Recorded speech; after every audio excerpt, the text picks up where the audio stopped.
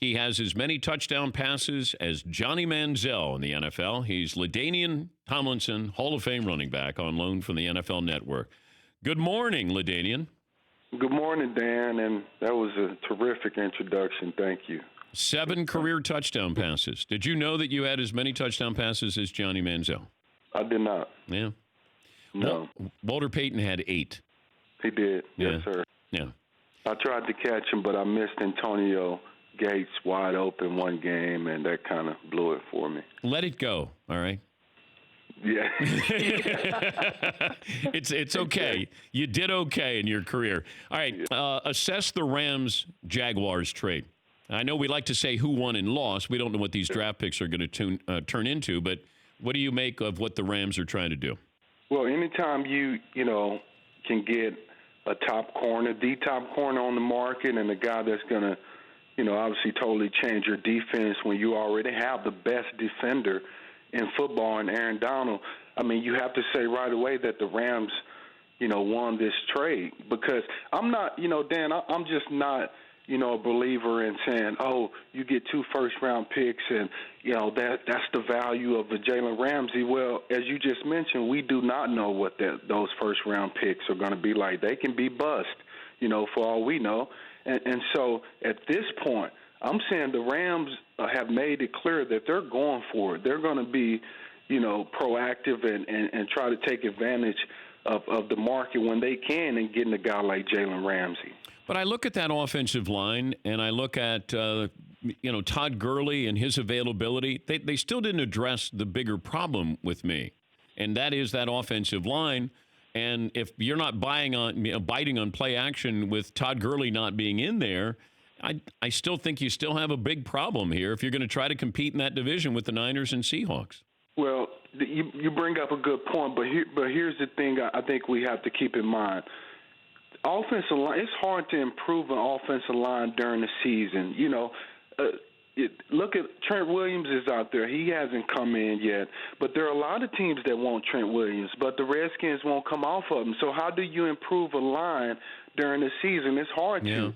Yeah. The other thing is I'm not as concerned with their running game as a lot of people might think without Todd Gurley. I think both of those guys, Brown and the young kid Henderson, maybe they can suffice, what Todd Gurley has been giving them. Todd is a special individual, I will say that, but right now he's not because he's hurt. I like Henderson. I just don't know if they trust him yet. But I was wondering, do you think 2 first-round draft picks for the Rams to Washington would have gotten you Trent Williams? You would think so. But would you rather have him or would you rather have Jalen Ramsey? I would rather have both. I would rather have both. You got to address both. I mean, why not? They have already made the statement that they're going all in, so why not? Why not go try to get both of those guys? How would you characterize the state of officiating so far?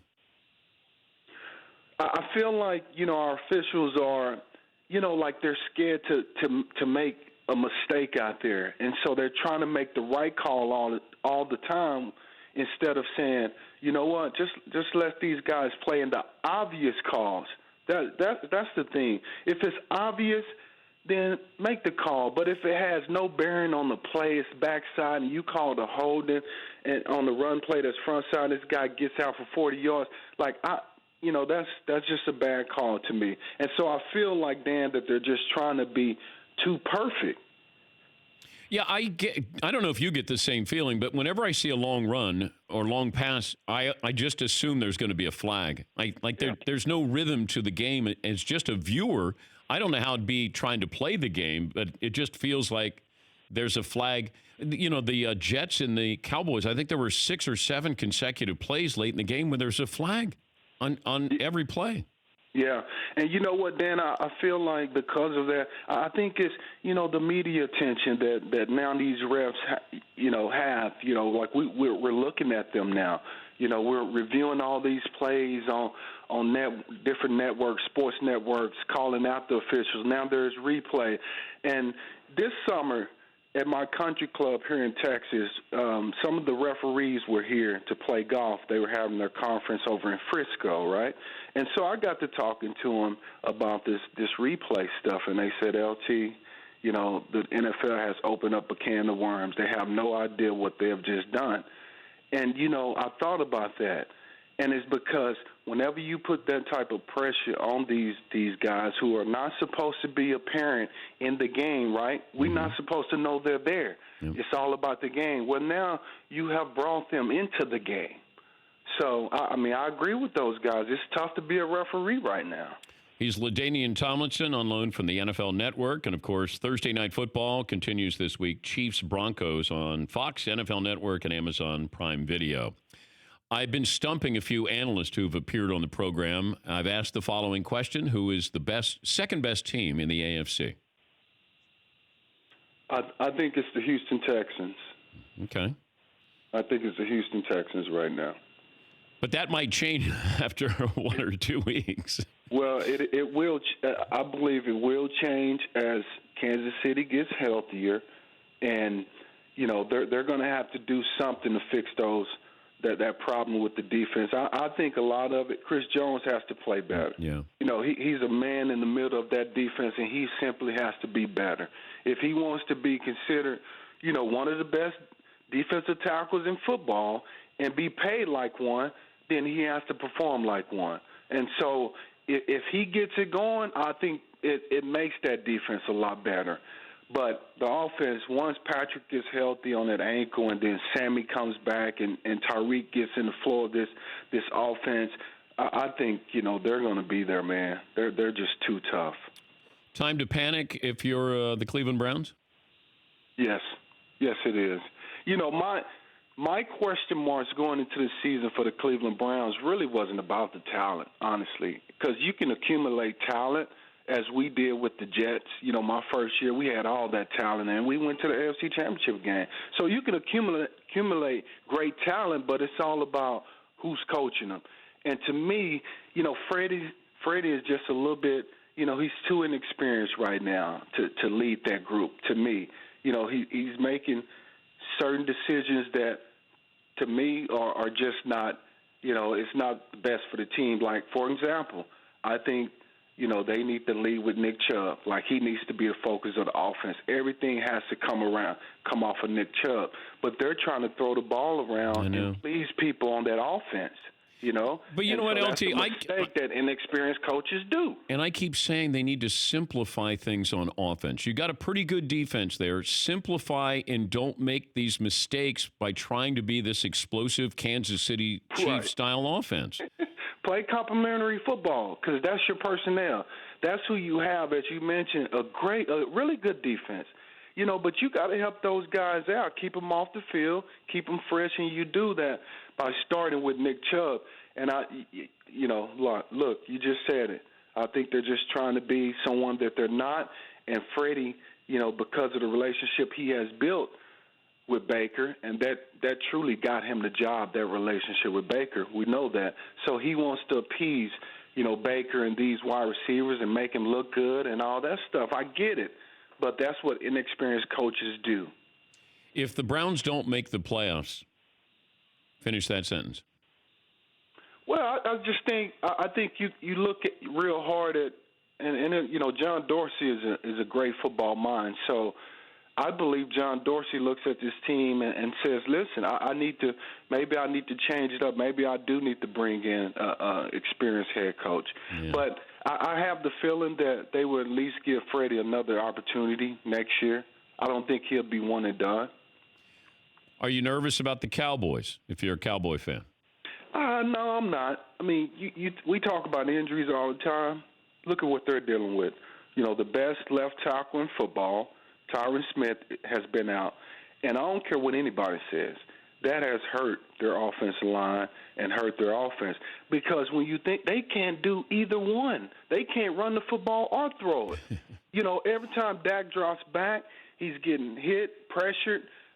Ezekiel is getting hit in the backfield. So that's offensive line play, you know. Once they get that solidified, when he comes back, Amari Cooper is going to be fine. I think the Cowboys. I think they're the best team in the NFC East. I think they're better than the Eagles. I do. Did you grow up wanting to be a Cowboy? I did. I did. Yeah, I grew up wanting to be a Cowboy, and obviously being from Texas and that mid '90s team. When they obviously won 3 straight Super Bowls. Man, I was a junior high kid. So imagine that. I had the Cowboys starter jacket. You remember the starter jacket, Dan? Yeah, you thought you were a big deal wearing that starter jacket, right? Yeah, man. Yeah. That was a thing and a half. In junior high? Hey, does Christian McCaffrey have a legitimate chance to win the MVP? I think he does have a legitimate chance, but like I know, as a runner, you have to have a record-breaking year to win MVP. Like, you have to do something truly special that hasn't been done in a long time. And, the scrimmage yard thing, I think he's on pace. He has an opportunity to break the scrimmage yards record. But at the same time, I don't think that's enough. I don't think that's enough. Not. You're right. It's not enough, because the things that Patrick Mahomes is going to do, and now you talk about Deshaun Watson entering the conversation. Russell Wilson, absolutely. And so those guys will be there. But I'll tell you, here's the thing, though, Dan. Christian McCaffrey, he plays over 95% of the plays, so he's going to get plenty of opportunities. So what if, after the midway season, he just goes on the tear where he's just, scoring 3 touchdowns a game, he's putting up almost 200 yards a game, then now you have to consider, man, this guy could be the MVP. So I don't want to say he's totally out of it, because I think as much as he plays, he's going to have a chance to win it. Yeah, but you had, I think, 1,600 yards and 100 catches one year. That wasn't good enough to win the MVP. Yeah, well, and we were 4-12, and I didn't even make the Pro Bowl that year. You didn't make the. No, look it up. I made the All-Pro team, but I didn't make the Pro Bowl. 1,600 yards and 100 catches. Yeah. Damn. Second. I think I was second in the league in rushing, 100 catches, and they didn't vote me to the Pro Bowl. So I still feel some type of way about that. You had only have 5 Pro Bowls on my resume. You had over 2,300 yards from scrimmage that season. Yeah. Didn't make the Pro Bowl. That was amazing. Dang. Yeah. Hey, it's great to talk to you as always, and thanks for joining us. Sure, Dan. Always a pleasure, man. Love coming on with you. That's LaDainian Tomlinson. For more Dan Patrick Show, tune into Audience Channel 239 on DirecTV. Stream for free on BR Live or download the Dan Patrick Show app.